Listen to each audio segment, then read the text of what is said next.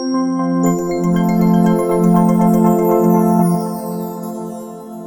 everyone, I am back. It's Dr. Hammond here with your mental health moment. I hope that you have had a really good week.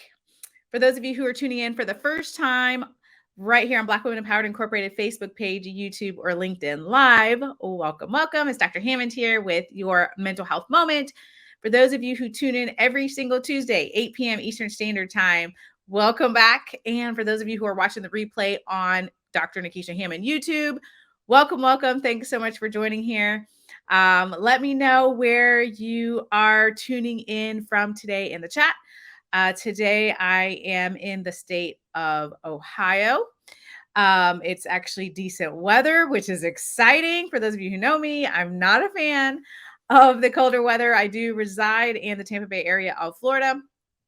So I really love my sunshine. But today it's actually pretty decent weather here. As you all know, or maybe don't know, this is still the month of May, and it is Mental Health Awareness Month, which is one of my favorite months of the year, of course, as a psychologist, because we really get an opportunity to spread so much more positivity and to spread more information about mental health and about ways that we can become the best version of who we are for ourselves and for those around us, which is what Mental Health Moment is all about here, right? So today, of course, because we're still in Mental Health Awareness Month, I really want to talk about this notion. I feel like I've been seeing a lot of articles lately about burnout, which is very real, you all. As we know, there is so much that our brains have to be processing right now. It feels like with social media, with what's going on in our personal lives, maybe there's something going on at work, if you're at work or school or family or friends. There's so much happening and it can become really overwhelming, you all. So today's mental health moment is dedicated to talking about how do we prevent getting to that state? How do we prevent getting to burnout? But the first thing is really to think about, you all. When you think about burnout, you have to ask yourself this question and be honest. You can answer in the chat, yes or no. Be honest. It's okay. This is not a place where we judge, right? We're here hopefully to connect and have positivity and not judge one another, a safe place. So ask yourself, am I making a commitment to prioritize my mental health? Are you prioritizing your well-being? Are you prioritizing you showing up for you? Is that a priority right now in your life? So let me know in the chat. Just type in yes. If you're like, yes, Dr. Hammond, that's where I'm at mentally, emotionally, spiritually. I am trying to prioritize myself. Or if you're like, nah, not right now, because a lot's going on. And that's okay. Right. We're all at different places. It's okay. Again, not a place where we're judging you here. I'm just curious to know where you all feel like you're at. So let me know in the chat. There is no wrong place. Please remember that. I know it's hard. I get it. I've talked to literally thousands and thousands of people in my life, hearing different stories. It's been honestly really inspirational, frankly, to hear all the stories of what people have gone through and what people have endured and their strength and their resilience and how they've gotten through. So I can tell you that I've seen people at all different stages of life. Sometimes we're at a place where we're like, yes, this is my priority. My priority, myself is my priority, right? I'm making a commitment. I got this. And sometimes you're in a place where you're like, nope, I'm in survival mode, right? So you have to first ask yourself, what state are you in? Where are you at? Here's the thing. When it comes to burnout prevention, which is what today's topic is all about, this is an ongoing process. This is an ongoing process. Someone put that in the chat. Ongoing. One word, ongoing, meaning this doesn't stop. There's no, wherever you're at right now, there's always room for improvement, right? And then 5 years from now, there's always room for improvement. Where maybe you might look back and be like, Dr. Hammond, but I feel like I'm struggling right now, and I wasn't 5 years ago. But that's okay, right? Because it doesn't rain forever. It just doesn't. It feels like it does, but it doesn't. So you have to ask yourself and know this is ongoing. You have time. If you said no today, you still have time to get to a place though. And that's what I hope that each and every one of you will get to that place where it does become a priority in your life. You have to decide when is best for you to say, okay, I'm going to go from surviving, right? We've all heard the term, are you surviving or are you thriving, right? Or maybe somewhere in between. But you have to decide when it's emotionally and mentally and spiritually safe for you to move into that space. We talk a lot on mental health, but we've been talking for years, right? On mental health moment about goals, which are so important, mental health goals and wellness goals and all these things, which are good to have. However, sometimes the only problem with goals, wellness goals, and working on me, new me, and all that kind of thing is we tend to think there's just this stop point, right? Like there is no stop point, right? This is ongoing. So wherever you're at, this is ongoing, meaning wherever you're at the end of this month, at the end of Mental Health Awareness Month, wherever you're at the end of this year, you still have an opportunity to keep improving, right? And I share this with you all because I know many of you know my story, but I was terrible, you all, at self care. This is probably why I love to teach this so much and share with so many communities about self care. I am constantly sharing about self care because it really, and I'm not just saying that, I know it sounds very cliche to say, oh, it turned my life around, it changed my life, but it really did. It really did when I started making the commitment to my self care, when I started to make the commitment to become the best version of who I am. Do I think I'm a better version of who I am today than 5 years ago? Yeah. Do I think that's it? Like I'm good? That's it? No, no, because we should all be in this growth mindset, right? If we're looking at burnout prevention, if we're trying not to get that place where we're so overwhelmed, nothing gets done, we're not productive, you may not feel like getting out of bed, you may have issues physically, emotionally, spiritually, mentally, all these things, like you're so bogged down. Before we get to that point, hopefully we don't have to get to that point. We have to think about, though, how do we make that commitment for ourselves, right? And for me, ever since I made that commitment, if you will, it's just been so so much better. And it's not to say though that there's not bumps in the road. It's just that you when you make the mental commitment to being the best version of who you are, to making sure you're taking care of yourself, what happens is when things pop up in your life, which they will, right? The disappointments, the losses, the grief, the changes, all the transitions, all the things, you can work on getting through that time. You might have to go back into survival mode, and that's okay. But then you want to go back to thriving mode and doing your best to go back. So it's okay to go back and forth. It's so important to, again, first recognize for yourself where are you at mentally, spiritually, emotionally, financially, all the parts of you, all the parts of wellness, right? The other thing that I want to share with you today is how important it is to take brain breaks, you all. Super important to take brain breaks. I'm a huge advocate, again, for self care, as I told you before, whatever form that looks like for you. For some of you, it looks like taking a break from social media. And you know this, right? You've seen this. It's not anything you haven't heard before, but that might be something you need to do. Taking a break might mean you need to set up certain boundaries with people around you that may be toxic, right? Taking a brain break might look like you taking a day off of whatever it is that you're doing that's stressing you out, or taking an hour away, or taking a minute, or however, whatever form it is for you. You know where your stress level lies, whatever form it is for you that can help you for your brain to take a pause, take a reset, and take a recharge. That is what you need to do if you're talking about preventing you getting to a place of burnout, crash and burn. We don't want that, right? And if you, though, are in that place, which is okay too, if you're like, you know what, Dr. Hammond, I'm in the place of burnout, like I'm so stressed out, I'm so overwhelmed, then your goal right now might be to get through whatever it is you're getting through and then journey back in right to the other side, if you will, where you start to continue to work on yourself. But you have to be honest. We grew up in times where it was not putting ourselves first. We grew up in times where everything else was first. Like I remember growing up, I was just talking about this on the panel I did. Some of you know, last week I was on a panel for one of the boards that I serve on, the Ryan Neese Foundation, right? And we were talking about self-care. There was these powerful women on stage. This all women-led panel. It was so cool. It was so fun to moderate that panel. And amazing, powerful women talking about how it's a struggle sometimes with self-care. It's a struggle to put ourselves first. We weren't raised like that necessarily. I wasn't raised like that. Self-care. I never even had a conversation about self-care that I remember when I was growing up. So a lot of you have to understand, don't blame yourselves. Just know there's a lot sometimes that we have to unlearn. We were putting everything else before ourselves. I mean, to me, when I think about everything, like everything was for like achieving or education for me or whatever it is, doing things for the community. Not that those things aren't important, but there was just so many things, so many projects, so many responsibilities that I put first because that's what I was taught by society, and I was last. But the problem with that, you all, is you will crash and burn. Burnout is very real. And if you're not around for those around you that you're trying to show up for, the people, the friends, the family, whomever it is that you have a responsibility to, then what's the what's the point? Right? What is the point?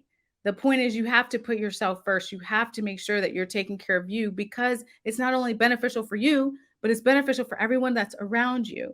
And once that change really started to happen, which honestly, I would say late 20s ish, maybe early 30s, around that time is when I finally figured out, like, wait a minute, I need to really make a drastic change in my life. Otherwise, this is there all the things that I'm trying to do, I can't do in the best way. And it's not helpful for me, right? For my health, for my mental health, for my physical health, none of those things. So that's why I started really making that change. Self-care is not selfish. It is not selfish. We have to put ourselves first. And even for those of you, which is okay, maybe you're hearing this and you're like, man, but I don't know because I have my, my parent or my child or my significant other or my job or my whatever it is, whatever type of responsibility that you think should be first.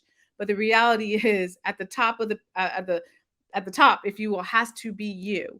And then all the things that you work on, all your responsibilities, all your family, your friends' responsibilities, your if you're working or school or whatever it is that you're doing, your goals, all those things come underneath that and will become show up better for you when you're bringing the best version of yourself into those situations.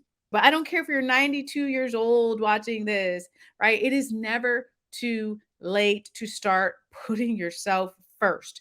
And again, don't come from a place of blame because you might not have known better, right? But now that you know better, if you've been watching Mental Health Moment for any time span here, if you've been watching a Mental Health Moment, if you've been watching other things online, if you've been reading books or podcasts or whatever it is that you get your information to inspire yourself, motivate yourself, learn more about your mental wellness, learn more about being a better version of who you are and taking care of yourself. Now that you have that knowledge, though, right, then you start to implement them. And the baby steps count too, you all. The baby steps count too. I used to be, boy, I used to be in a mental space where everything had to be a leap. Like everything had to be, if I had a goal, it had to be just huge leaps. That's what counted to me, which, by the way, you can't always leap into everything. You can't always have this huge amount of progress because what happens is, well, you don't have it all the time. And then when you don't, you disappoint yourself and then you get sad or you might get anxious and all these things start to happen, which is ridiculous. So now I preach and I practice that we have to count the baby steps too, right? And one of my favorite books, it's called Atomic Habits. For those of you who like reading, it's called Atomic Habits. It came out, I think, within the last couple of years. But nonetheless, it really talks about that notion of taking the baby steps. Like the little things really add up and they count and they make a big difference when we take the time to do them, right? So please don't forget that when you're thinking about wherever you're at in your self-care journey, wherever you're at in this space of, man, I know I'm getting close to getting burnt out and I don't want to get to that space. Take the baby steps then. Everything doesn't have to be a leap, right? Taking the baby steps counts too. For those of you who are interested in meditation, you can literally Google whatever amount of time you have. If you have 30 minutes to meditate, great. If you have 5 minutes to meditate, great. There's literally something for everyone right now.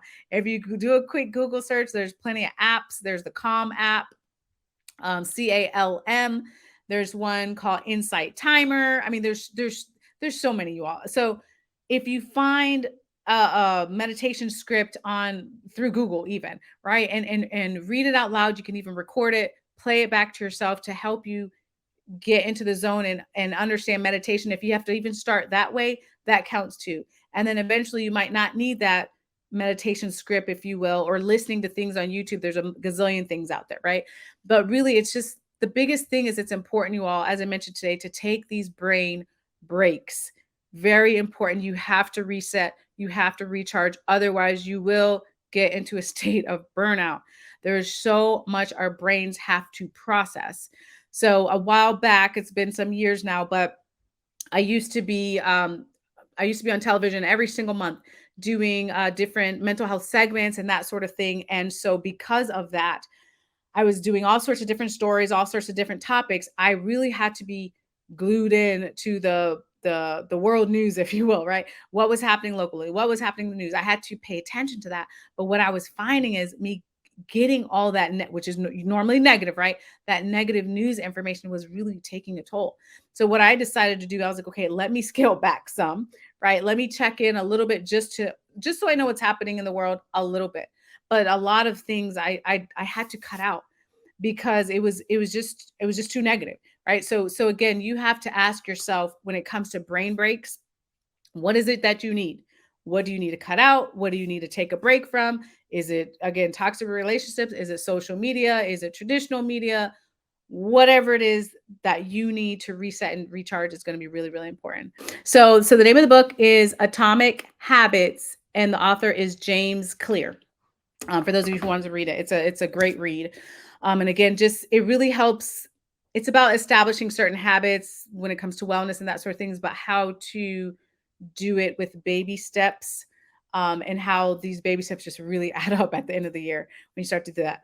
In a nutshell, I don't want to do any spoiler alerts, but great book. So highly recommend it. We all have to make ourselves a priority. My son's 10, by the way, and I've been having conversations about mental health with him and self-care and all those sorts of things. So again, this is not at all limited to age. This changes who you were, hopefully, at 10 years old, right? Is not who you are today. Who you are 5 years from now might be completely different. We change, which is why we have to be reassessing our goals. Does it still align with who you are? Does it still align with your values? Does it still align with your interest? Right? These are things we have to constantly be asking ourselves. So what I did for wellness, 10 years ago is not what I do today, and that's okay. Like we change. We have different interests, right? As we change. So again, the biggest lesson I want you to learn out of today's mental health moment is to really think about, where am I at?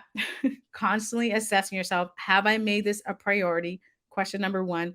Number two is, hopefully you say yes. And if you didn't say yes, that's okay. How do you get to taking the baby steps or leaps sometimes to make yourself a priority? But if you did make yourself a priority, then the second thing is, what do you need? What do you need to prevent burnout?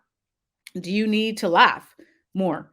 There's sometimes where I'm like, you know what? I need to find something. I know certain comedians make me laugh, or certain things on Instagram, or just certain places I can go. I'm like, I just need a good laugh today. Right. So I'll just, go to the channel and kind of get a laugh. That's what I need. Do you need to laugh? Do you need to cry? Do you need to talk to someone? Do you need to reach out to your support system? Hopefully, you have a good family member or friend or mental health professional or someone that you've connected to that can help you through, right? It's really just a state of reflecting and thinking, what do I need?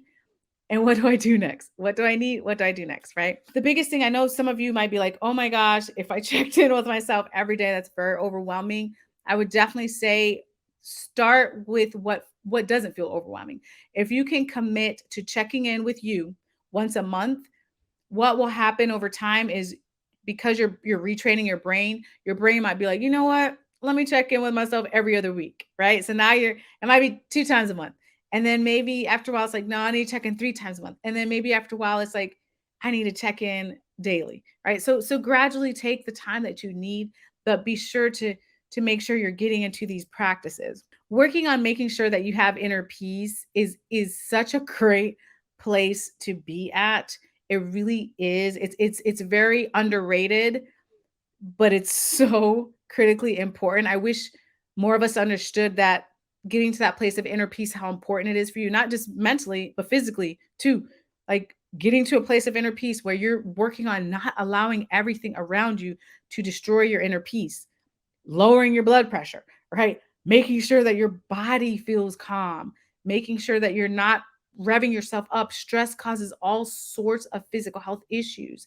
So when you work on that inner peace, when you work on your body getting into a relaxation state once in a while, you're doing yourself like a huge service. But there's so many studies that really show that positive person for you, that, again, if it's family member, friend, coworker, person at a place of worship, if it's a mental health professional, whomever it is, just at least one person for you to connect with, for you to be able to talk to is really, really important for your mental health as well, you all. In 2022, when I started a gratitude practice that also was very life changing for me, where I would wake up, I still do every single morning. I have not missed a day, every single morning, and starting the day with what am I grateful for in this day?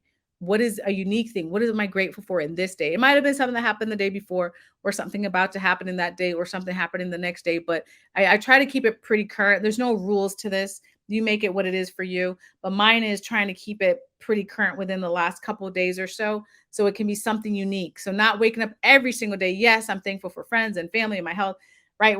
Hopefully we're all thankful for those things, but also the little things, because what happens when you start your day, when I've started my day like that, is you have trained your brain to find the positivity in the day. And that's literally what I'm doing. Like my brain is on a mode now where I look for positivity, where I'm looking in nature. You all know I'm a nature lover, right? So I'm looking for like, oh, let me take a picture of the sunset, or let me take a picture of the sunrise, or look at, these beautiful things around me. Like that is where I've trained my brain to be. And I hope that you, whatever it is that brings you joy, that you've trained your brain in that manner as well, which works on keeping your inner peace, right? But it's brain training. That's basically what it is, and it's not overnight. And we're all at different places, right? But it's okay. It's never too old to start, or too young to start either.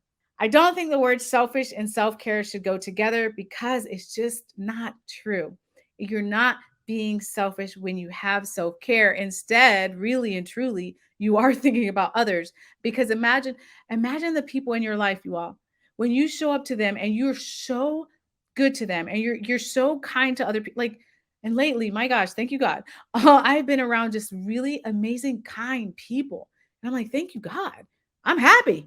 I'm glad y'all are taking care of yourself. You know what I mean? I want you to be in a state. Why wouldn't you want to be around kind people who are treating you good, having compassion? They're uplifted, they're inspired, they're smiling at you. Don't you want that right in your life? But that's how you can show up to other people too, when you work on your inner peace, when you work on your self-care, when you're taking care of yourself, then you get to show up that way for other people. So of course that's not selfish. Well, that's the way I rationalize it, y'all. So of course that's not selfish. You're actually thinking about other people, because you're taking care of you so you can show up in a way that makes them happy too. And you're taking care of yourself. Well, I love being here with you all every single Tuesday, 8 p.m. Eastern Standard Time. Absolutely love it. It's one of my favorite things of the week, because, as I mentioned, no, do I think that's it? I made it. Like I'm in a great place. I am in a great place mentally, emotionally, and spiritually. But I also don't think like, well, I made it.